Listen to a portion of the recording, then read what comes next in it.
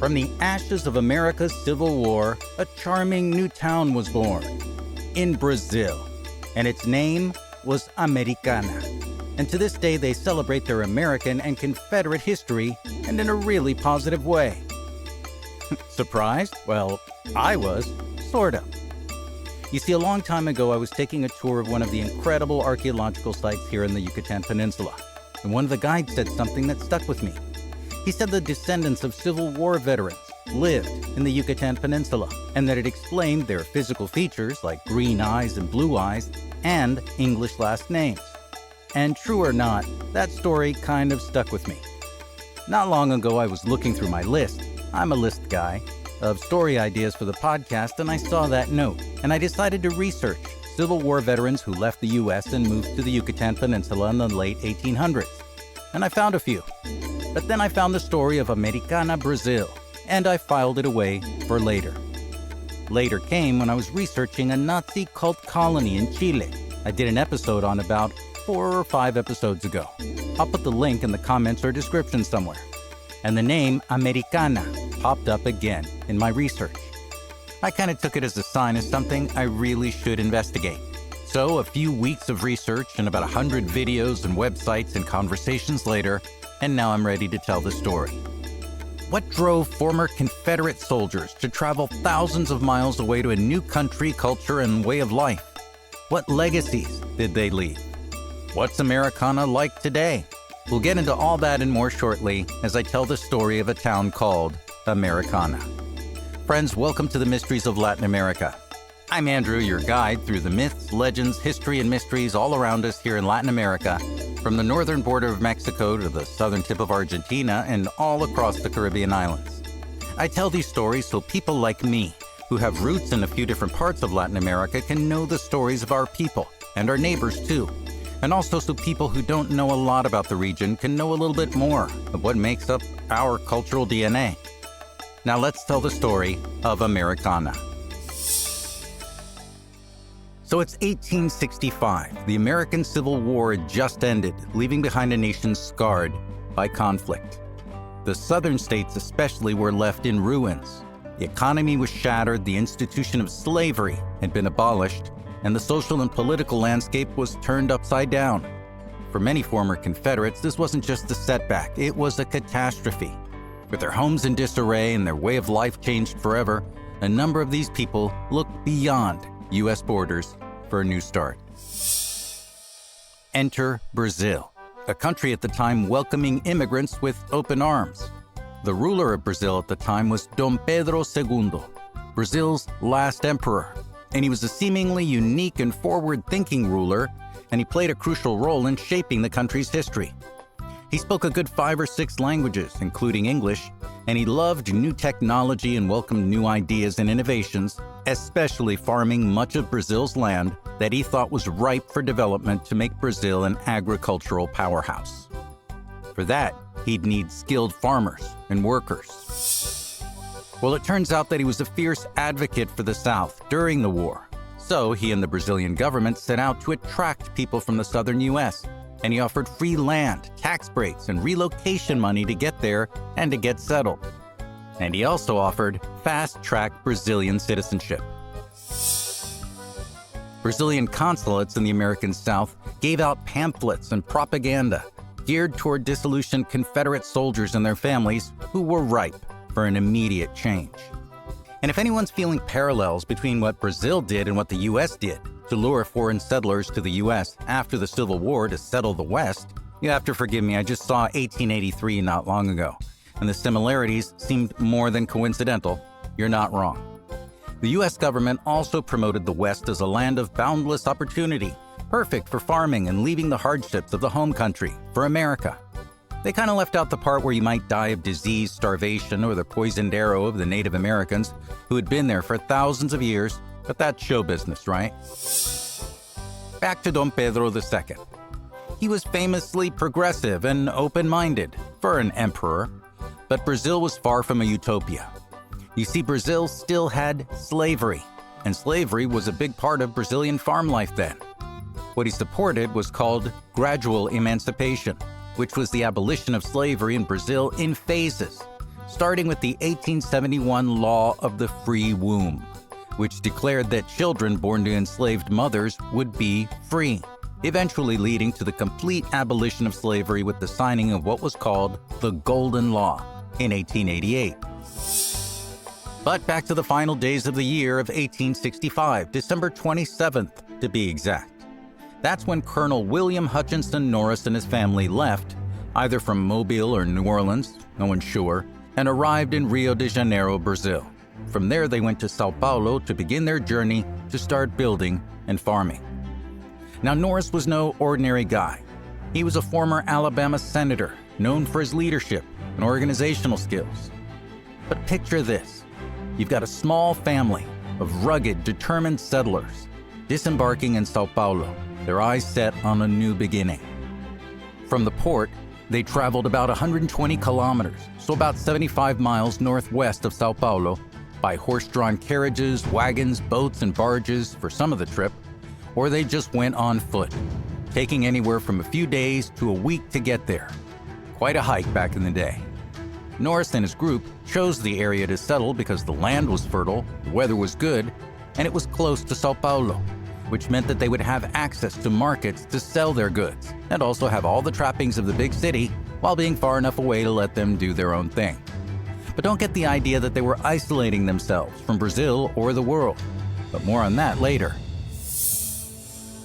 After Norris arrived and reported back to Southerners back home waiting for word, the first group that made it to Brazil from the land formerly known as the Confederate States of America consisted of about 60 families.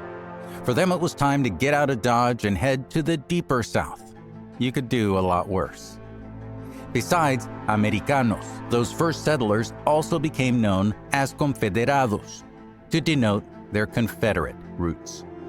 And the area wasn't actually called Americana at first. It was called Santa Barbara, after the town of Santa Barbara do Oeste nearby.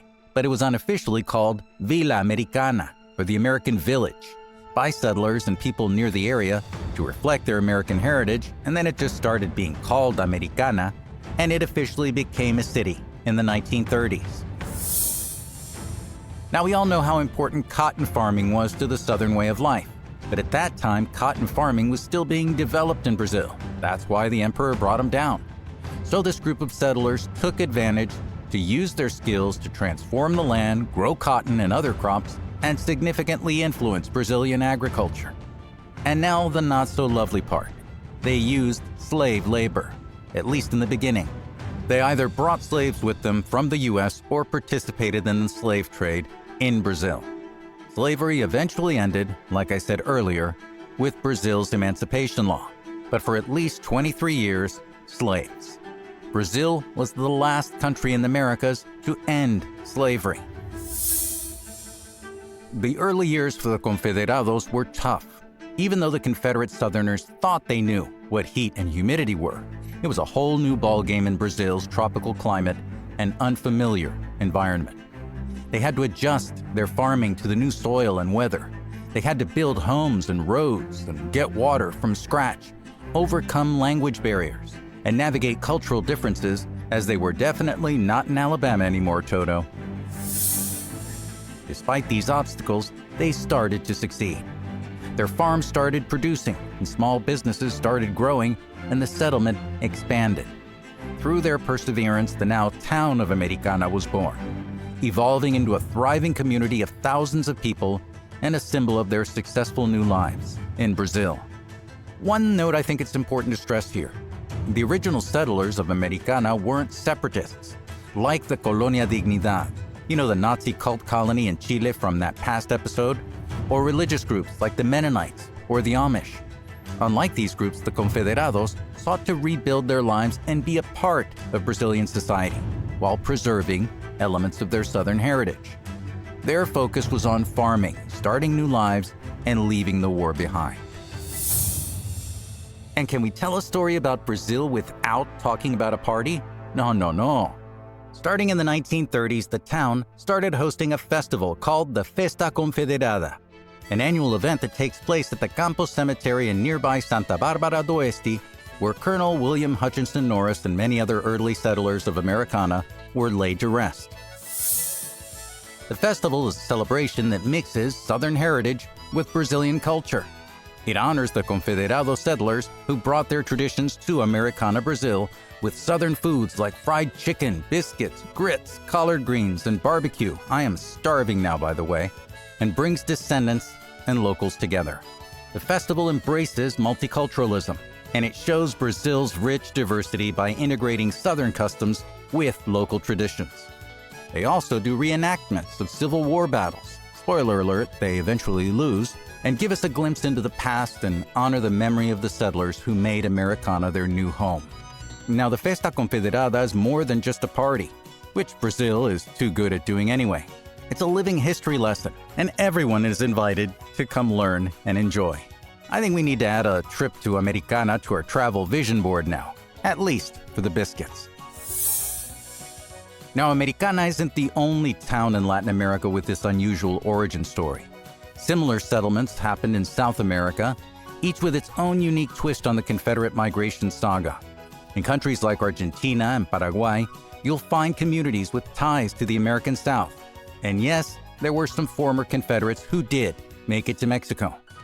And you could read about their story in the books titled The Southern Exodus to Mexico, that's written by Todd W. Wallstrom, and The Lost Cause by Andrew Roll. But again, spoiler alert, none were as successful and enduring as Americana, Brazil. The people who left their homes in the American South after the war felt they'd lost everything. A war, their homes, their lands, their families, and their way of life. They left behind everything they knew for a shot at getting a do-over, albeit in another country and another culture.